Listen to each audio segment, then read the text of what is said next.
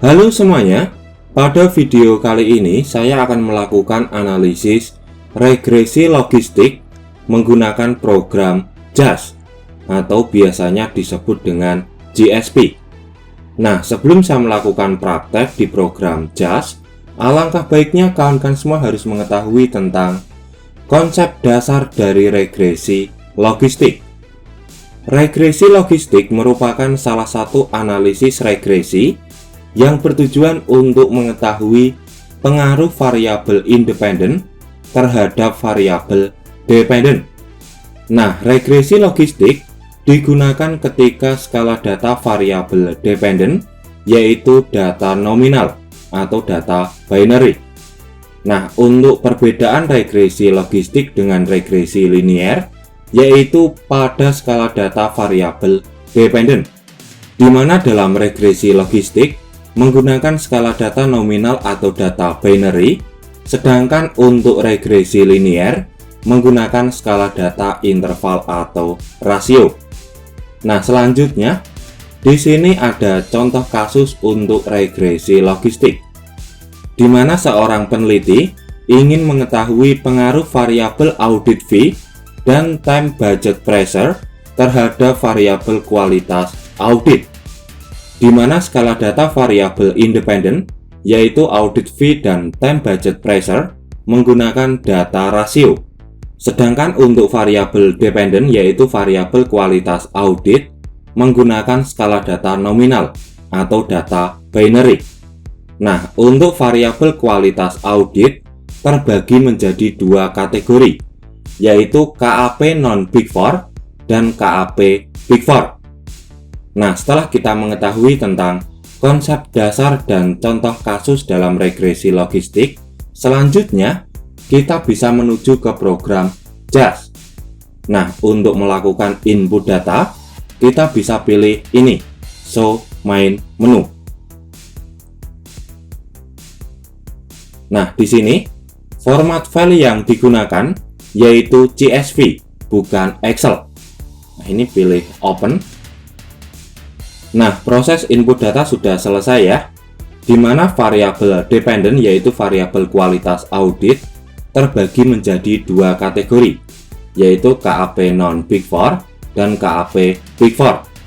Nah, berhubung skala data variabel dependen, yaitu kualitas audit, menggunakan skala data nominal atau data binary, dan untuk variabel independen, yaitu audit fee dan time budget pressure, menggunakan data rasio, maka untuk melakukan analisis uji statistik menggunakan uji regresi logistik, di mana dalam regresi logistik kita akan mengetahui apakah ada pengaruh variabel independen terhadap variabel dependen yang memiliki skala data nominal atau data binary. Nah, langsung saja kita bisa pilih regression, lalu pilih logistik regression. Nah, masukkan variabel kualitas audit ke kolom dependent variable. Lalu untuk variabel audit fee dan time budget pressure, kita masukkan ke kolom covariate. Nah, di sini sudah muncul output regresi logistik. Nah, dalam output ini, kawan-kawan semua bisa fokus pada tabel koefisien, di mana tabel koefisien ini merupakan tabel yang paling penting untuk pengujian hipotesis di regresi logistik. Nah, untuk interpretasi outputnya, diketahui nilai p-value variabel audit fee memiliki nilai p-value sebesar 0,001. Nilai tersebut kurang dari 0,05, maka bisa disimpulkan bahwa variabel audit fee berpengaruh signifikan terhadap variabel kualitas audit. Lalu untuk variabel time budget pressure juga memiliki nilai p-value sebesar 0,001. Nilai tersebut kurang dari 0,05, maka bisa disimpulkan bahwa variabel time budget pressure berpengaruh signifikan terhadap variabel kualitas audit. Nah, untuk nilai 0,05 merupakan nilai alfa sebesar 5%. Nah, nilai tersebut dijadikan acuan dalam pengambilan keputusan apakah variabel independen memiliki pengaruh terhadap variabel dependen atau tidak. Jika nilai p-value atau nilai signifikansi kurang dari alfa, maka berkesimpulan ada pengaruh. Dan jika nilai p-value atau nilai signifikansi lebih besar dari alfa, maka berkesimpulan tidak ada pengaruh. Lalu untuk pertanyaannya, kenapa kita menggunakan alfa 5%?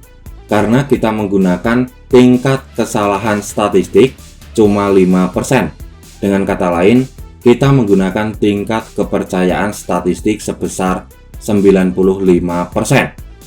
Nah, selanjutnya untuk interpretasi pada tabel model summary dalam regresi logistik.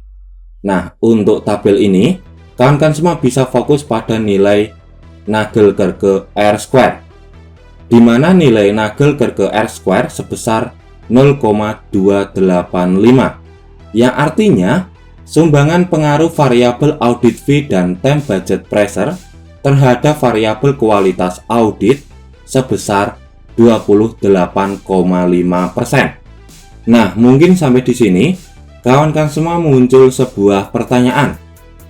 Dari kedua variabel independen yang digunakan, variabel mana yang paling berpengaruh terhadap variabel kualitas audit? Nah, untuk menentukan variabel independen mana yang paling berpengaruh terhadap variabel kualitas audit, kita bisa pilih ini, statistik. Selanjutnya, kita bisa checklist odds ratio. Nah, di sini sudah muncul nilai odds ratio. Nah, selanjutnya kita bandingkan nilai odds ratio antara variabel audit fee dan time budget pressure, di mana nilai odds ratio variabel audit fee sebesar 1,665, sedangkan untuk nilai odds ratio variabel time budget pressure sebesar 0,935, yang artinya nilai odds ratio variabel audit fee lebih besar dari nilai odds ratio variabel time budget pressure. Dengan kata lain, variabel independen yang paling berpengaruh terhadap variabel kualitas audit yaitu variabel audit fee, dikarenakan nilai odds ratio variabel audit fee lebih besar dari nilai odds ratio variabel time budget pressure. Nah, sampai sini mungkin muncul sebuah pertanyaan lagi. Lalu arah pengaruh variabel independen terhadap variabel dependen gimana, Kak? Nah, untuk menentukan arah pengaruh variabel independen terhadap variabel dependen, kawan-kawan semua bisa fokus pada nilai estimate variabel independen, di mana variabel audit fee memiliki nilai estimate atau nilai koefisien regresi bernilai positif, yaitu sebesar 0,510, yang artinya jika variabel audit fee meningkat, maka variabel kualitas audit juga ikut meningkat. Dengan kata lain, arah pengaruh variabel audit fee yaitu positif atau searah. Sedangkan untuk variabel time budget pressure memiliki nilai koefisien regresi atau nilai estimate bernilai negatif, yaitu sebesar minus 0,067, yang artinya jika variabel time budget pressure menurun, maka variabel kualitas audit akan meningkat. Dengan kata lain, arah pengaruh variabel time budget pressure terhadap variabel kualitas audit tidak searah atau negatif. Nah, selanjutnya dalam regresi logistik menggunakan software JAS, kita juga bisa menampilkan nilai AUC. Lalu kita juga bisa menampilkan kurva ROC. Nah, untuk nilai AUC yang ini ya. Lalu untuk kurva ROC yang ini. Ya, kurasa cukup sekian penjelasan dan cara praktek bagaimana melakukan analisis regresi logistik menggunakan program JAS. Ya, saya akhiri. Selamat malam dan good luck.